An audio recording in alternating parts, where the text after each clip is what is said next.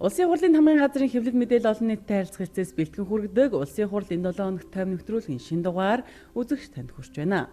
Анхаарлаа хандуулна уу. Эхлээд мэдээллийн хурангуйг хүргье. Монгол улсын ардчилсан шинэ үндсэн хуулийн 23 жилийн өдөр тохиолоо. Улсын хурлд Монгол Ардын намын бүлэг ажлын 5 хоногийн завсарлага авлаа. Байнгын хороод төсвийн тодтголын 2 дахь хилцүүлгийг хийлээ. Төрийн ордонтой танилцах захин маяллын веб хувилбарыг нээлт боллоо. Эдгээр болон бусад мэдээллийн дэлгэрэнгүй хүлээн авч үзнэ. Өнгөрсөн 7 хоногт Монгол улсын ардчилсан шинэ үндсэн хуулийн 23 жилийн өдөр тохиолоо. Энэхүү өдрийг тэмдэглэн өнгөрүүлэх арга хэмжээний хүрээнд шатар сонирхогчдын улсын аврах шалгаруулах тэмцээний шийдвэрүүд тодорсон ардчилсан шинэ үндсэн хуулийн уг эхийг Монгол төрийн түүхийн музейд хүндэтгэлтэйгээр залсан гавьяат хуульч чимдийн нэрэмж шагналыг гардуулан өгсөн гээд олон үйл явдлууд болж өнгөрлөө. Монгол улсын ардчилсан шинэ үндсэн хууль батлагдсны 23 жилийн өдөрт зориулан улсын хурлын даргын их болдын ивэлдэр зохион явуулсан шатар сонирхогчдын улсын аврах шалгаруулах тэмцээн төрийн ордонд 2 өдөр үргэлжлэн шилдэгүүдэд тодрууллаа. Үндсэн хуулийн өдрөөр уламжил болгон явуулахаар анх санаачилсан энэ тэмцээн өнөөдөр 3 дахь удаага зохион байгуулагдаж байна. Тэмцээнд оролцогчдын тоо чансаа жилээс жиж өсөж байна. Анхны жил зөвхөн нийслэлийн хүрээнд явагдж байсан бол өнгөрсөн жилээс аймаг нийслэлийг хамарч нийт 1200 гаруй тамирчин оролцож байсан байна. Өнөө жил сум дүүрэг аймаг нийслэл улсын гэсэн 3 шатаагаар явагдаж нийт 2300 орчим тамирчид оролцсноос шалгарсан 120 шилдэг тамирчин оюуны хүчээс орхоор өнөөдөр энэ танхимд төрөлцөн ирээд байна. Нийт 94 эрэгтэй шатар сонирхогч өрсөлдснөөс тэмцээний эцсийн дүнгээр нийслэлийн оролцогч Алтан гэрэл 7.5 оноогоор 1-р байрт шалгарлаа. 2-р байрт Орхон аймгийн оролцогч Цэрэн Дорж, 3-р байрт Дорнод аймгийн оролцогч Дүүрэн Жаргалнаар шалгарсан. Тэмцээнд 33 эмэгтэй тамирчин оролцсноос Дархуул аймгийн оролцогч Март 7 оноогоор тэмцээнийг тэргүүлж алтан медаль хүртсэн бол Сэлэнгэ аймгаас оролцсон Алтан Туяа удаалж, Увс аймгийн оролцогч Алтан цэцэг 3-р байрт шалгарлаа. Мөн тэмцээнд улсын хурлыг төлөөлж улсын хурлын гишүүн Оюунбаатар болор чулуунаар оролцсон юм а. Улсын хэмжээнд зохион явуулсан шатар сонирхогчдын аврах шалгаруулах тэмцээнд нийтдээ 2300 шатар сонирхогч оролцжээ. Мөн энэхүү түүхэн өдрийн хүрээнд ардчилсан шинэ үндсэн хуулийн уг эхийг Монгол төрийн түүхийн музейд хүндэтгэлтэйгээр залах ёслолын арга хэмжээ болж өнгөрлөө. Улсын хурлын хамгийн газрын ерөнхий нарийн бичгийн дарга Болдбаатар үндсэн хуулийн уг эхийг Монгол улсын ерөнхийлөгчийн өргөөнөөс Монгол төрийн түүхийн музейд хүндэтгэлтэйгээр авчран заасны дараа арга хэмжээг нээж үг хэлсэн юм а. Тэгэхээр энэ бол 1992 оны 9-13-нд үндсэн хууль батлаад яг одоо гаргасан үндсэн хуулийн ганц одоо оригинал их хувь байгаа л да. Тийм. Энэ бол Монгол улсын ерөнхийлөгчийн өргөнд хадгалагдж байдаг. Тэгээд бид нар нодон жилийн сэтгүүлээд бас дэлхийн одоо парламентуудын туршлагаар үндсэн хуулийнхаа одоо уг ихтэй оригинал одоо хувьтай ард иргэдэд танилцуулъя гэдэг ийм одоо шаналж гараад ингээд энийг мөн одоо Монгол улсын ерөнхийлөгч дэмжиж тэгээд ингээд танилцуулж өгсөн ийм одоо уламжлалтай болсон. Мөн энэ арга хэмжээний үеэр Монгол онкны ерөнхийлөгч Зол Жаргал, Монгол онкны Эрдэнэсийн санд их хүн хадгалагддаг, Шашин төрийн хостон баригч Наран гэрэлт Богд хааны цагаан чулуун тамга, Шашин төрийн хостон баригч Наран гэрэлт Богд хааны мөнгөн тамга, Шашин төр хоёрыг хостон өрнүүлэгч Их дагны мөнгөн тамга, Богд Живзун дамбын алтан тамга, зарилгаар өргөмжилсөн Шашныг мандуулагч Амтныг жаргуулагч Живзун дам ламын алтан тамганы хуулбаруудыг төрийн түүхийн музейн сан хөмрөгт хадгалуулан олонний хүртэл болгохоор улсын хурлын тамгын газрын ерөнхий нарийн бичгийн дарга Болдбаатарт хүлээлгэн өглөө.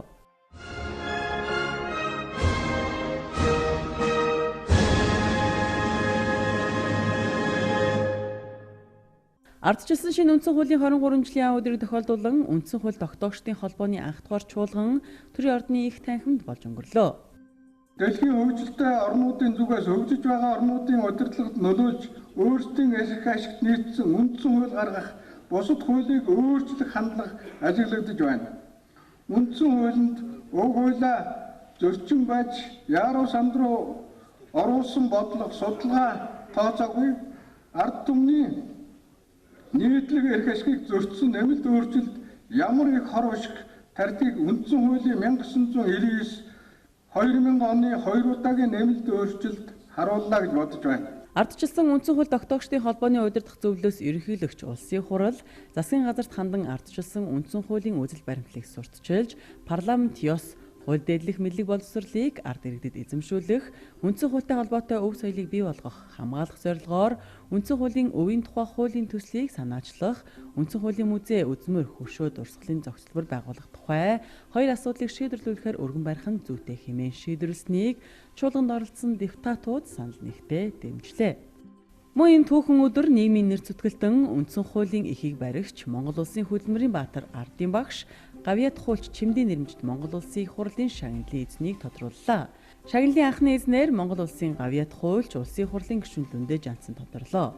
Мөн энэ өдрийг тохиолдуулан их эзэн Чингис хааны хөшөөнд хүндэтгэл илэрхийлэх ёслын арга хэмжээ морин цагт болж өнгөрсөн. Монгол Улсын их хурлын дарга энх болд Улсын их хурлын дэд дарга Гончиг Дорж цог энх болд Улсын их хурлын гишүүд Ардын хурлын депутатууд их эзэн Чингис хааны хөшөөнд хүндэтгэл илэрхийлсний дараа төрийн түүхийн музейг үзэж сонирхсон. Улсын хурлын даргын их болдод Улсын хурлын гишүүн, засгийн газрын гишүүн, засгийн газрын хэрэг эрхлэх газрын дарга Баяр цогт эдийн засгийн ил тод байдлыг дэмжих тухай болон эдийн засгийн өршөөл үзүүлэх тухай хуулийн төслийг өргөн барьлаа. Улсын хурлын 2014 оны 34 дэх тогтоолоор бизнес, хөрөнгө оруулалтын орчныг сайжруулах, эдийн засгийн идэвхжлийг нэмэгдүүлэх, хувийн хвшлийг дэмжих ажлын хүрээнд эргэн аж ахуй нэгж байгууллагын татврын ачааллыг бууруулж, тайлагнах журмыг хөнгөвчлөх, ил тод нээлттэй болгох, зарим татврын хөнгөлөлт үзүүлэх чиглэлээр татврын холбогдох хуульд өөрчлөлт оруулах тухай хуулийн төслийг боловсруулж өргөн мэдүүлэхийг засгийн газарт үүрэг болгосны дагуу эдийн засгийн ил тод байдлыг дэмжих тухай хуулийн төслийг боловсруулжээ. Улсын хурлын даргын энх болдод сонгогдсон болон томилогдсон төрийн өндөр албан тушаалтанд хариуцлага хүлээлгэх тухай хуулийн төслийг Монгол Улсын ерөнхийлөгчийн хуулийн бодлогын зөвлөх Өнөр Баяр өргөн барьлаа. Сонгогдсон болон томилогдсон төрийн өндөр албан тушаалтанд хариуцлага тооцох үндэслэл журмыг тодорхой болгож төрийн хэвтээ төвшөнд улс төрийн хариуцлагын тогтолцоог бүрдүүлэх үүднээс 6 бүлэг 24 зүйлтэй энэхүү хуулийн төслийг боловсруулсан байна. Өнгөрсөн 7 хоногт байнгын хороод хуралдаж төсвийн тодтголын 2 дахь хилцүүлгийг хийж дуусган төсвийн байнгын хороонд шилжүүллээ. Улсын хурлын аюулгүй байдал гадаад улсын байнгын хорооны хуралдаанаар Монгол Улсын 2015 оны төсвийн тухай хуульд нэмэлт өөрчлөлт оруулах тухай, хүний хөгжил сангийн 2015 оны төсвийн тухай хуульд өөрчлөлт оруулах тухай, нийгмийн даатгалын сангийн 2015 оны төсвийн тухай хуульд өөрчлөлт оруулах тухай хуулийн төслүүдийн 2 дахь хилцүүлгийг хийлээ. Хуралдаанаар Монгол Улсын 2015 оны төсвийн тухай хуульд нэмэлт өөрчлөлт оруулах тухай хуулийн төсөлтэй хамт өргөн баригдсан цэргийн албан хаагчийн тэтгэвэр тэтгэмжийн тухай хуульд өөрчлөлт оруулах тухай хуулийн төслийн анхны хилцүүлгийг хийсэн юм а. 5 жил ажилласан, 25 жил ажилласан адилхан аваад байгаа учраас хэдүүлээ энийг засгийн газар дээрээ л тодорхой журмаар ингээд зохицуулъя гэдэг нэг логиктой сонсогдоод байгаа боловч цаадалтаа одоогийн хүчин төгөлдөр байгаа юм чинь маш хатуу шалгууртай шүү дээ. Эдийн засгийн хэмнэлт талаас хараад байгаа болохоос биш Монгол Улсын аюулгүй байдал талаас нь харахгүй байна. Энэ шийдэгдээд ирэх юм бол би өнөөдөр ганцхан жишээ хэлье. Төсвийг хилцэж чад Батлан хамгаалалт салбарт тэтгэврт гарна гэд үндсэндээ нэг 170 тонн өргөдөл өгсөн байсан. За энэ 170 тонны өргөдлийн асуудлыг бид нэр шийдъя гэдэг ихээр 4 тэрбум төгрөг бидэнд хэрэгтэй байсан. За тэрийг бид нэр төсөв чуулгаад шийдъя гэж итэл манай сангийн яамны нөхдүүд маань үзэж байгаа хүндрэлтэй байна гэд тэрийг гасаад 2.1 болгоо тавьчихсан. За гэтэл 36 сарыг одоо багасгах нэ гэдэг асуудал үүсээд ирэнгүүт 640 хүн өнөөдөр тэтгэврт гарна гэдэг байдлаар өргөдөл өгчөөд байж байна.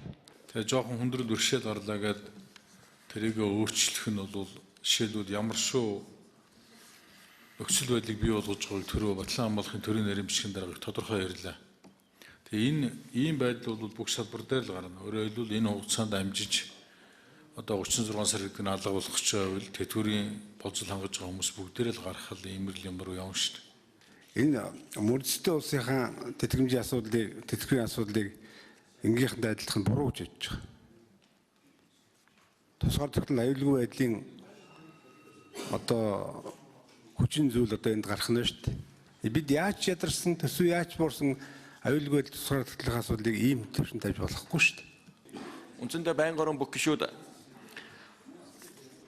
цэргийн албан хаагчийн тэтгэврийн тухай хуульд өөрчлөлт оруулах тухай хуулийг энэ төслийг буцаах нь зүйтэй гэсэн ийм зарчмын зөрүүтэй саналын томьёол гаргаж байна.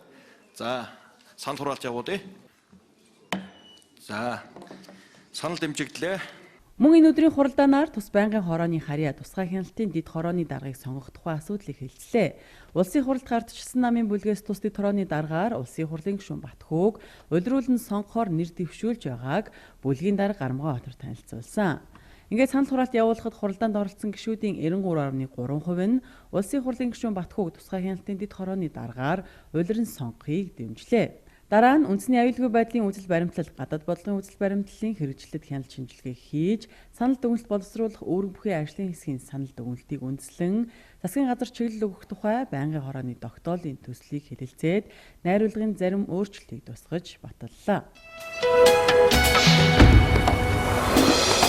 Нийгмийн бодлого боловсрол соёл шинжилгээ ухааны байнгын хорооны хуралдаанаар төрөөс боловсролын талаар баримтлах бодлогыг шинжилэн батлах тухай улсын хурлын тогтоолын төслийн эцсийн хилцүүлгийг хийж дэмжлээ.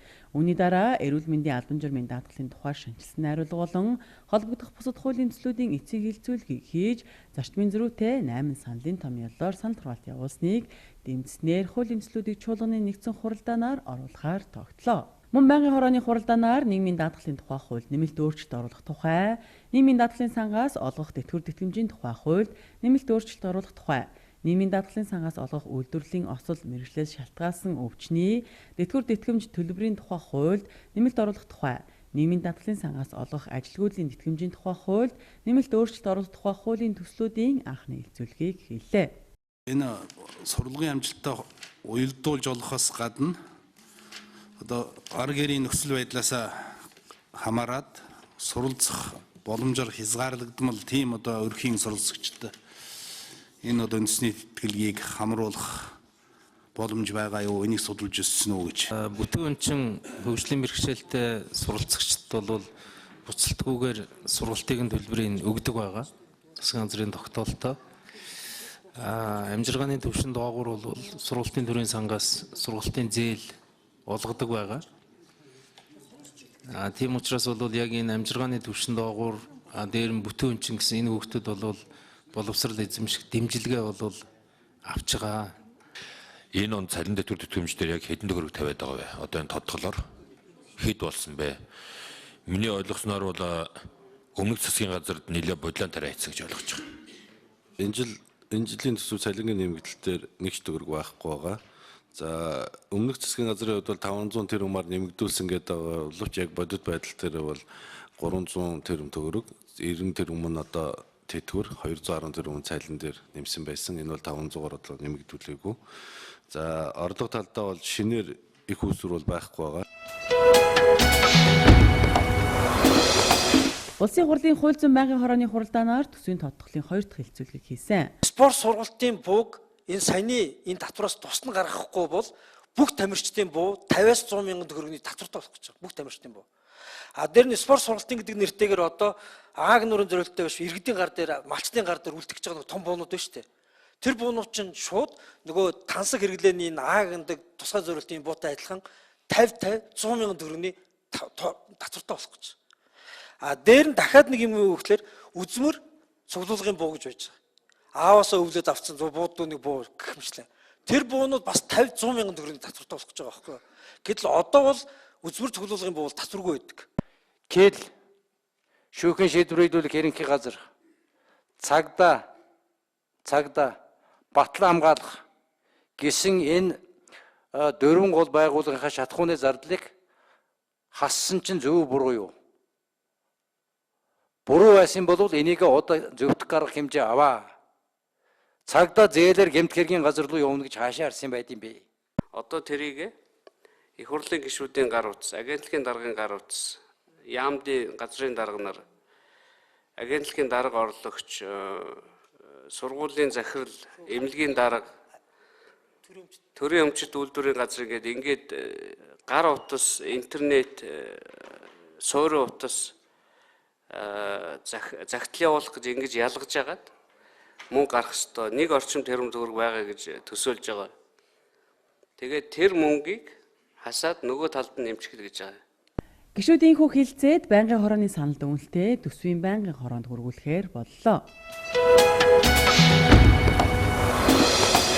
Улсын хурлын үргэлжлэлийн байнгын хорооны хуралдаанаар байнгын хорооны даргаыг сонгох тухай асуудлыг хэлцлээ. Улсын хурал дахь Монгол Ардын хувьсгалт нам, Монголын үндэсний ардчилсан намын шударгаас эвслийн бүлэг Октябрийн Баасан хүүг байнгын хорооны дараагаар нэр дэвшүүлсэн. Улсын хурлын гишүүн Баасан хүүг байнгын хорооны дараагаар сонгохыг дэмжиж гэсэн томьёолоор санал хураахад хуралдаанд оролцсон гишүүд санал нэгтээ дэмжиж чуулганы нэгдсэн хуралдаанд танилцуулахаар тогтлоо. Улсын хурлын төсвийн байнгын хороо өнгөрсөн 7 хоногт хэд хэдэн удаа хуралдаж, төсвийн доктортой байдлын тухай хууль нэмэлт өөрчлөлт оруулах тухай хуулийн төслийг хэлцлээ. Хуулийн төслийн анхны хэлцүүлэгтэй холбогдуулан улсын хурлын гишүүн Даваасүрэн Нямдорж Хүрлбаатар нар сангийн сайдаас асуулт асууж тодруулсны дараа улсын хурал дахь Монгол Ардын намын бүлгийн дарга Бямцогт дээрх хуулийн төслийн өрийн таазын хувь хэмжээ болон үйлчлэх хугацааны талаар маргаантай асуудлууд ойлголтын зөрүү бий болоод байна. Тиймээс төсвийн доктортой байдлын тухай хуульд нэмэлт өөрчлөлт оруулах тухай болон Монгол Улсын нэгдсэн төсвийн 2015 оны төсвийн хүрээний мэдэгдэл 2016-аас 2017 оны төсвийн төсөөллийн тухай хуульд өөрчлөлт оруулах тухай төсвийн тухай хуульд нэмэлт оруулах тухай хуулийн төслүүдээр ажлын 5 хоног хүртэл хугацааны завсарлага авч нэгдсэн шийдвэрт хүрсний дараа дахин хийцэх шаардлагатай байгаа тухай мэдэгдсэн. Ингэснээр улсын хурал дахь Монгол Ардын намын бүлэгт 5 хоногийн завсарлага өглөө.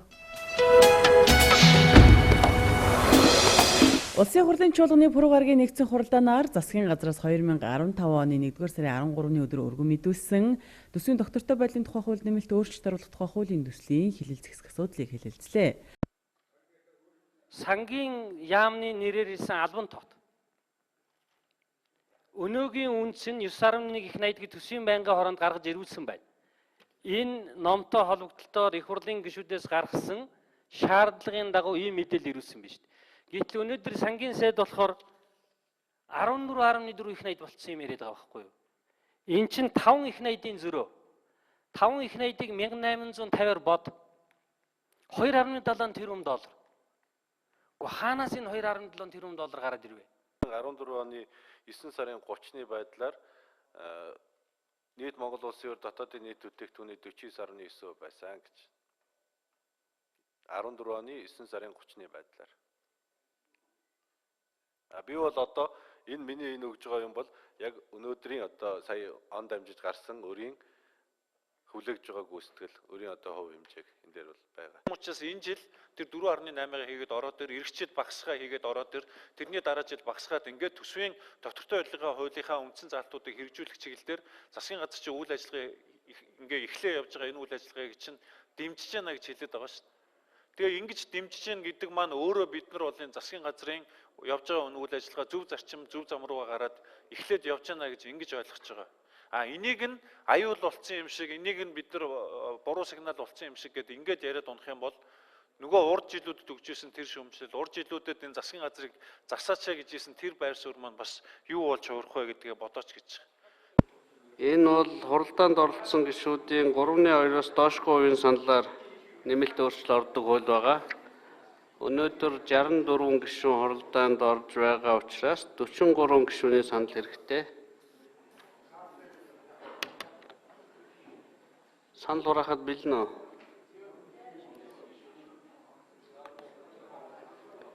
Гадуур байгаа гишүүд орж ирье. Байнгын хорооны саналаар төсвийн доктортой байдлын тухай хууль нэмэлт өөрчлөлт оруулах тухай хуулийн төслийг хэлцэх нь зүйтэй гэсэн санал хураая. Санал хураалт.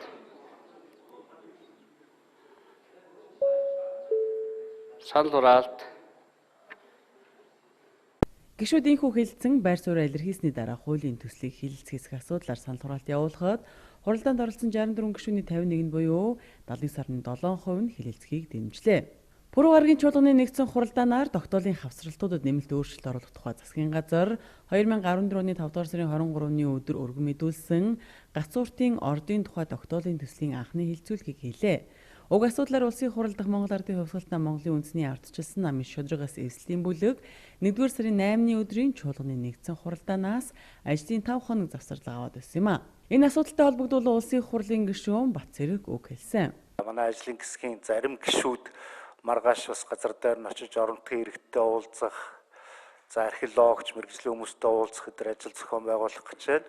3 зүйлээр юм тодруулж байгаа. Нэгдүгээрт нь болохтой зэрэг яг олборлолт явуулах одоо талбай, археологийн олдвороор баян тэр ноён уулын талбай хоёрын давхцал ямар шиг хэмжээнд байгаа эсвэл давхцалгүй үнэхээр хоорондоо зайтай байна уу гэдгийг тодруулах.